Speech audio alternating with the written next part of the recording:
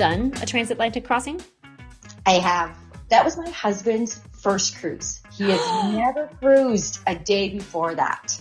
And to this day, that's still his favorite cruise that he's ever done. And we've done like 27 cruises in the last 12 years. So this is still his favorite experience.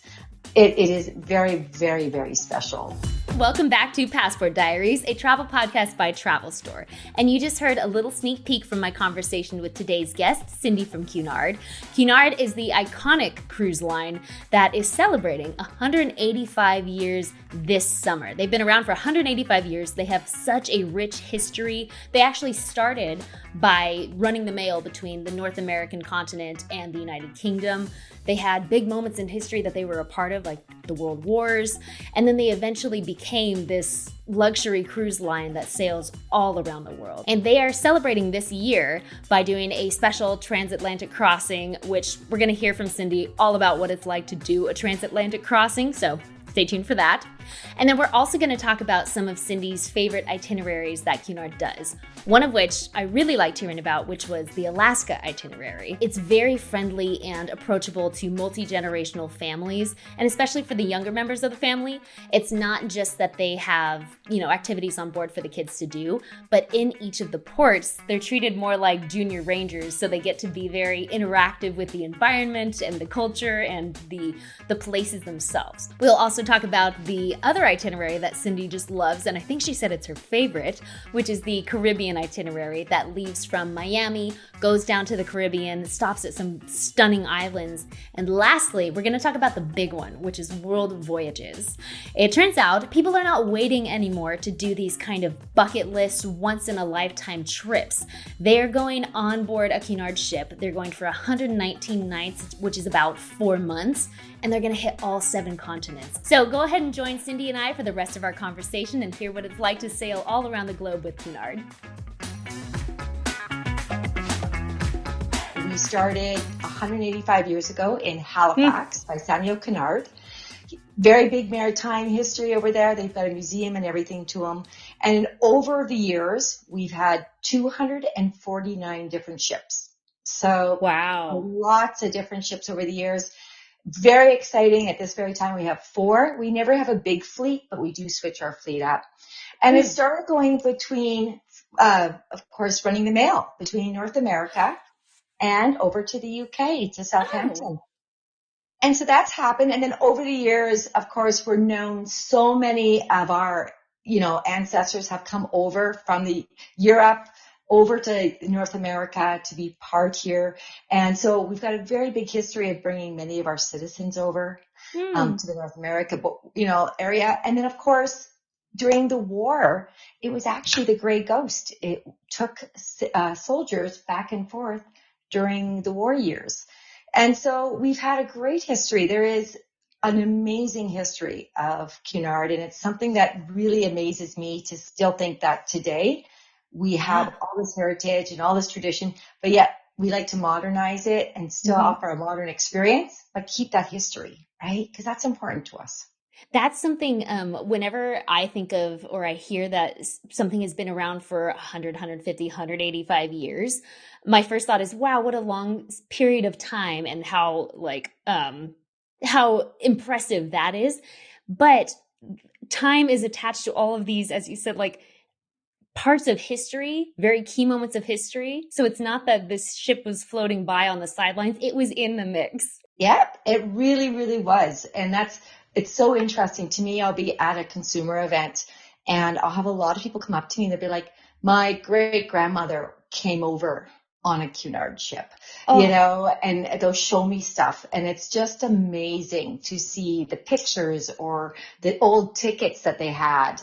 And it is really incredible. Even my husband's actual family came over from the UK over to New York and then up into Canada. So yeah, it's pretty exciting to know even my own family's history has some of that. So is Cunard doing anything in particular this year to celebrate 185 years? We're having some amazing theme cruises throughout this year to Oh, celebrate 185 years. And we're actually doing a big 185-year transatlantic crossing that will be super special this summer. So that's what we're doing this year for our celebration of that many years together, sailing. I cannot fathom what that is like. Have you done a transatlantic crossing?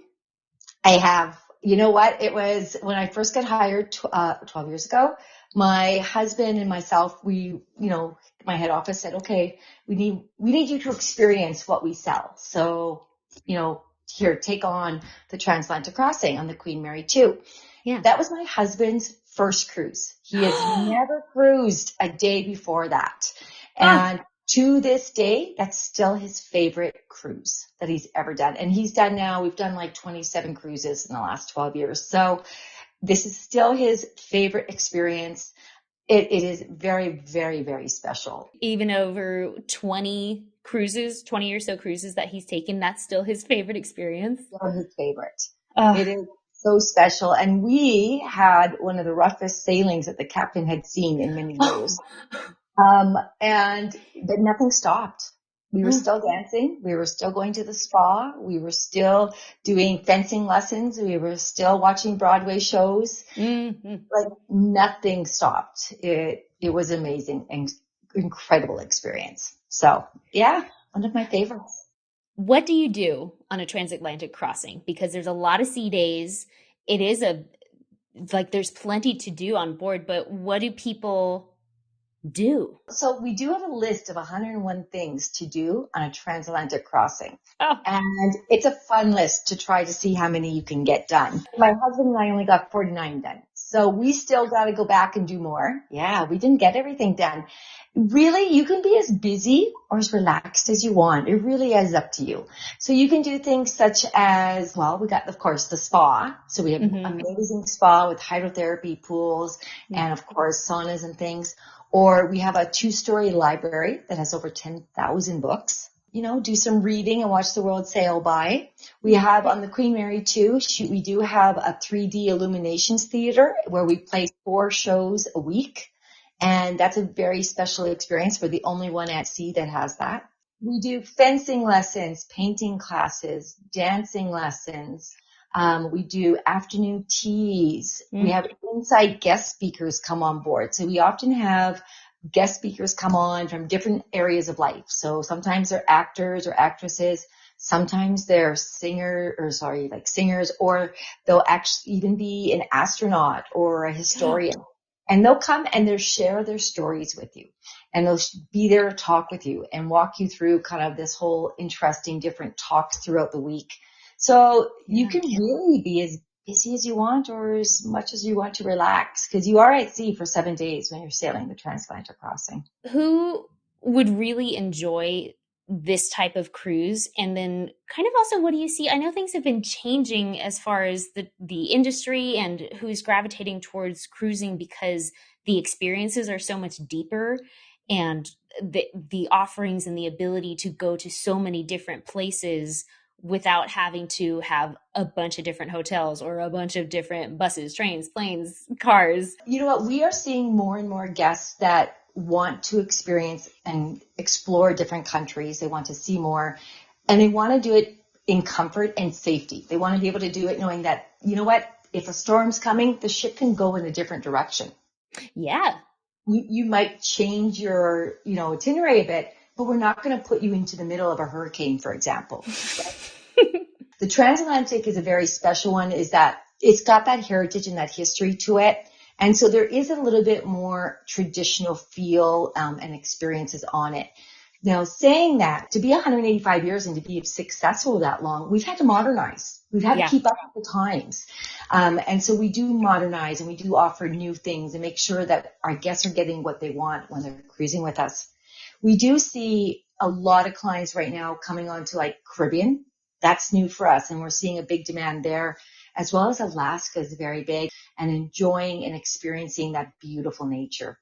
Alaska's a little younger, Caribbean's a little younger because it's more brings in that younger clientele for those destinations usually anyway. And again, that's where those groups go to, that multi-generational groups go to. The experience for the kids or the grandkids going specifically to Alaska, it's not like other what I would picture is kind of a general kids cruise experience where there's like kids clubs and all this stuff to just entertain the kids, but it's actually they get to kind of immerse and get engaged with the environment. People actually forget that we have a kids club. And the funniest thing, we were the first cruise line to offer a kids club. Oh, really? Yeah, we were the first cruise line to bring kids clubs on board the ships. So we've had them the longest.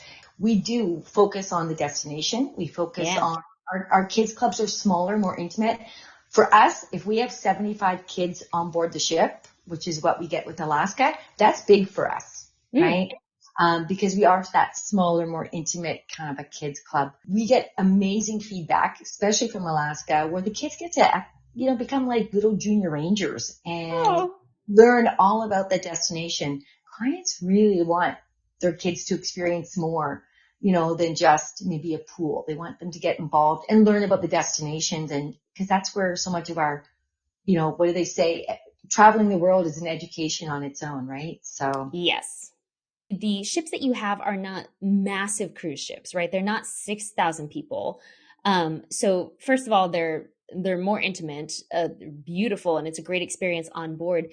But when you arrive at ports, or if you know that it's going to be impacted by those very large cruise ships, that's not what you want your travelers to experience, which would be an overrun, over touristed day if it's the only day that they're going to be in that port. So that's something that I thought was really great of Cunard, was taking that extra step to care about the ports and the communities and the experience of your travelers who might not get to go back to these places. It's very, very true. We are considered, it's funny, because we're considered a mid-sized ship. We're, like you said, we're not the big ones. We're considered the larger of the luxury ships, though, because a lot of luxury ships are very, very tiny. And we are actually that mid-size, where we range from 2,000 guests to our biggest one being 3,000 guests. And so, for example, our Queen Elizabeth and our Queen Victoria, they're both 2,000 guests. And Queen Victoria is up over in Europe and does her European. Queen Elizabeth, for the first time ever, is going to be our North America-based ship. And she's that perfect size, like 2,000 guests.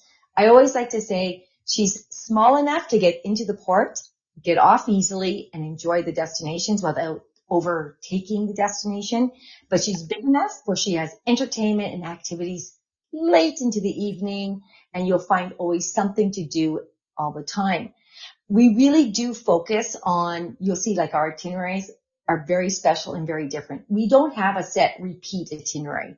And the reason why is even our Alaskas, where you'll see us go 7, 10, 11 nights.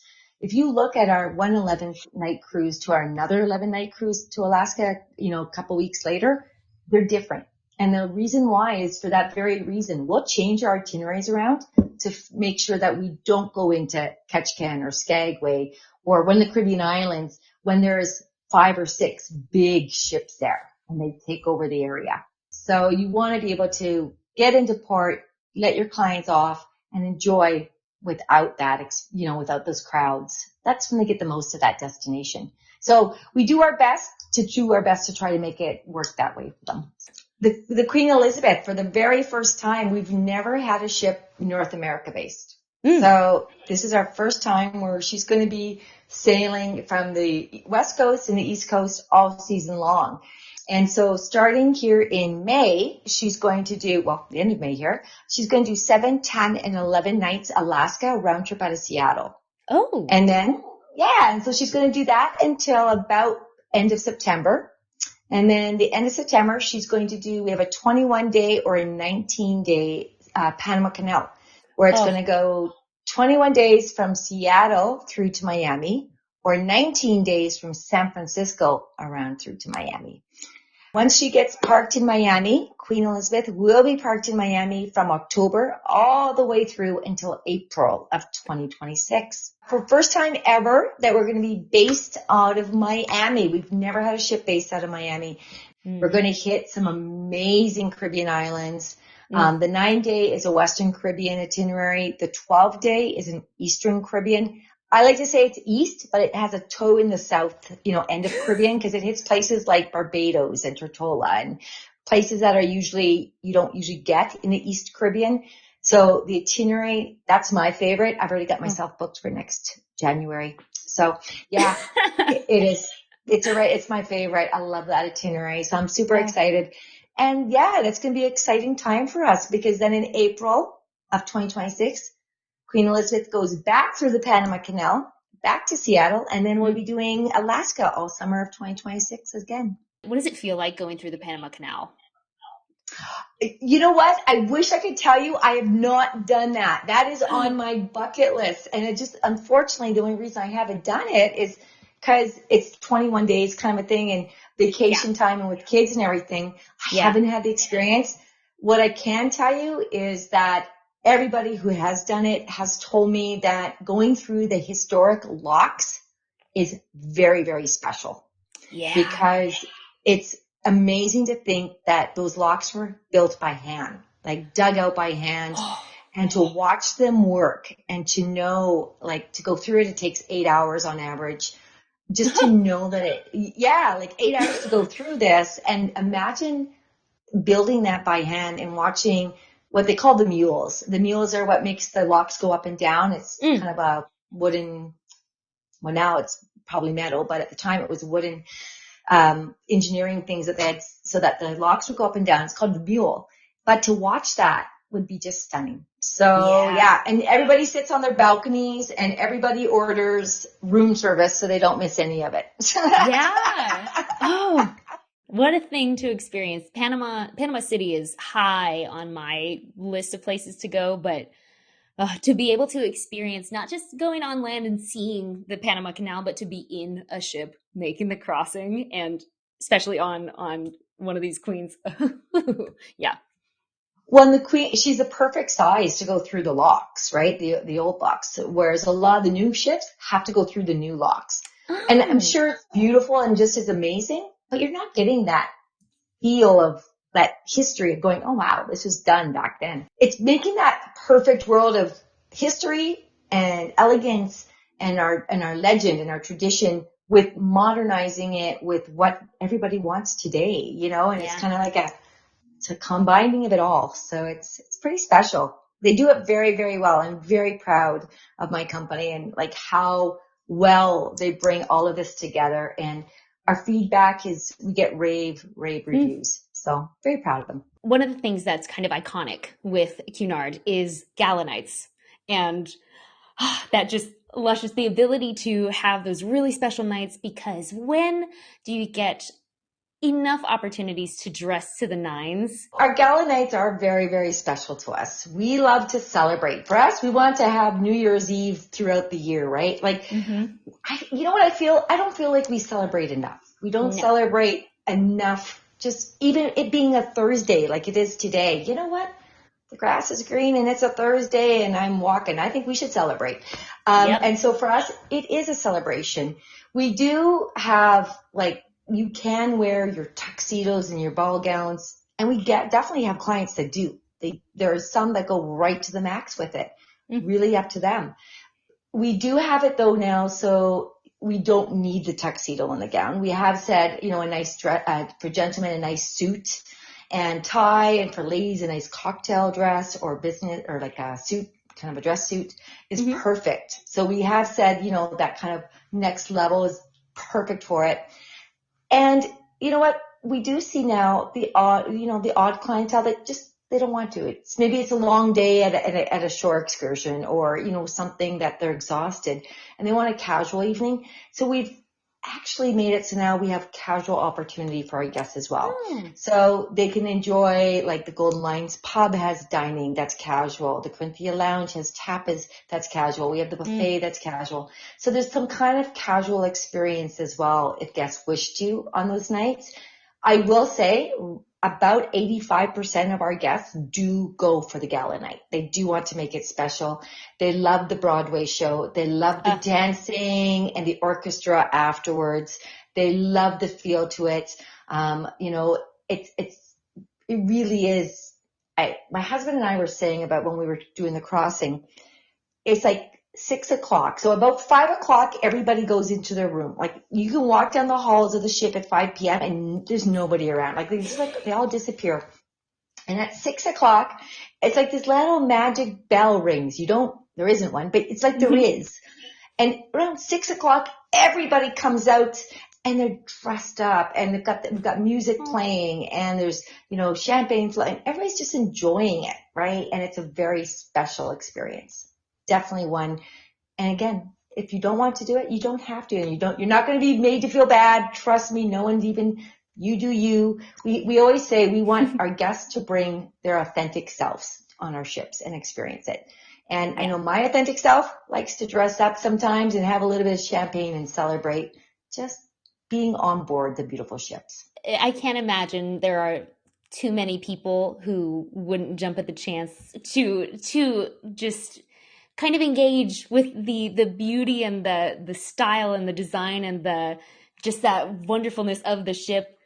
I'd want to walk around in my floor length gown because I don't have that many opportunities. So I can imagine at least my cohort of travelers would not miss a single gala night. Well, and I'll tell you, my daughters are in their 20s and they don't want to miss that Instagram moment. Yeah. Let me tell you, they love to dress up and they love going and doing those Instagram moments on the ship in their beautiful dresses and just sharing those moments. So it's all ages do like to dress up. I think we get that because we spend so much time at home now for work, right? And you're in your sweats or your jeans and your t-shirts. And sometimes it's just nice to get out of those sweatpants and put on something a little nicer. So yeah. So let's talk food. I guess do we pick a ship? Are they all different? What are the restaurants? And then do they tie into the different locations that we're cruising to? So our ships have kind of the basis of all restaurants. So for example, Queen Elizabeth, Queen Victoria, Queen Mary, they have similar restaurants. So like, for example, if our steakhouse, there's a steakhouse on each one of them, right? Queen Anne, our newest ship, she's a little different. She's actually got 6 restaurants, and some of her restaurants are brand new to the Cunard family. So more restaurants to choose from and experience. Now, what I will say is for the main dining rooms, our buffets, and even some of the specialty dining restaurants, we do focus on the destinations we're going to. We focus on local ingredients. We want to make sure that we bring the flair of those destinations on board for our guests to experience their cuisine. So for example, while you're sailing, and I'm just going to say Alaska, for example, because it's an easier one, in Ketchikan, we bring the catch of the day on in Ketchikan for guests to enjoy. Or we bring on the Alaska Brewing Company brings on some craft beer for our guests to enjoy some of the local beer. So we do make sure to bring that flair on board so that guests can enjoy and experience that local cuisine. Caribbean will be the same. When you're over in Europe, definitely the same as well, or in Asia. We try to bring some of that flair and make sure that our guests get to have that choice if they wish. Do you have a favorite restaurant? Oh, goodness. I know it's like I'm not choosing a favorite child. You know what? It really is. It really, really is. I love all of our restaurants. Like the steakhouse is just incredible. But I'm going to tell you, my favorite feeling and a great place is the pub, the Golden Lion pub. To me, I love to go in there and have, a pint of beer and fish and chips and play some darts or listen to karaoke. To me, that's it's a lot of fun, and our fish and chips are really good. To me, the pub's special. It's just got a special feel to it and a great experience to it. Oh, one thing we have pop-up restaurants. Those are kind of cool and fun. Every night's a different theme. So one night's Caribbean, one night's Mexican, one night is Asian, Indian, and they're small, they're intimate, but they are so good. And yeah, I would recommend checking out the pop-up restaurants as well. Next big ticket item is something that I did not know was something that people did, which is world voyages, and just taking 119 nights to go to something like, correct me if I'm wrong, 40 different countries. And it's All How seven many? continents. All 7 continents. So many questions for this. Who is going on this cruise? What is it like? What do I expect? Because I do think that has become my bucket list number one. You know what? It's definitely on my bucket list. I actually tell my children all the time that once I retire, that I'm using their inheritance to go, and Dad and I are going to go and do the world cruise. So that's already, it's already, kind of on our bucket list to do for sure. Mm-hmm. Clients, actually it's interesting because there's really all ages. There's definitely a little bit older clientele because not many people can do 119 days. Yeah. Experiencing all 7 continents in the safety of the ship is huge. Yeah. It is huge. People want that. And again, that knowledge that we've got their backs. We can make sure that if we have to change things up, we will, but they're safe. And so we do see those older clients that, want to do that exact thing, that bucket list. They want to do that. Let's see this trip and let's see the world and do it all. And really what's interesting is one thing I've heard, we have clientele that do year after year world cruises because they become friends with people or the staff. And so the crew members. And so it's like going home to them, and they'll have a group of people that will meet up on the world cruise every year or every second year so they can spend time together again. Because you think about it, you're on the ship for 119 days. You're getting to know people pretty darn good, right? And the crew get to know you very well, and they look after you.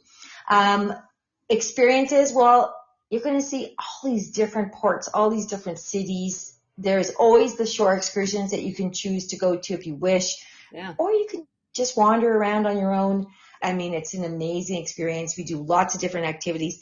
So of course, like our inside guest speakers, they're going to come on and off. So you're not going to have the inside guest speakers the same for the 119 days. Right. The entertainment come and go. So we make sure to always bring new, fresh entertainment and guest speakers throughout the trip as well for you. So, yeah. Yeah. It sounds like an ideal way to really get to know the world, but it's a simplification of the travel portion of it. You think about it, we sail you to the next port. You're having amazing dining and drinks. You are dancing on the night away. You're watching guest speakers, and all of a sudden you open the curtains, and the next morning you're somewhere new. Yeah. You've got a new adventure ahead of you, and you didn't have to sit in a bus or a car or a train or a plane for that long of time. And so it really is that's my favorite part of cruising, is that during the night, I'm busy doing what I want to do. And I go to bed and then wake up in the morning and I open my curtain and there's a new place. Yeah. And I get to go explore it for the day and experience it and, hang out there and talk to the locals. And then I can make a decision. Do I want to go back there and spend more time? Or was that, 9-10 hours good enough for me and let's move on? But, it kind of gives you, I always say it's a great taste tester to the world.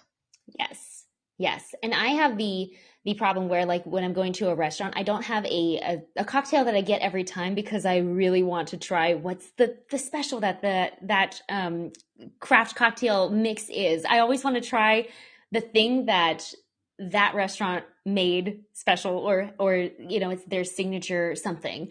That goes for food, drinks, everything.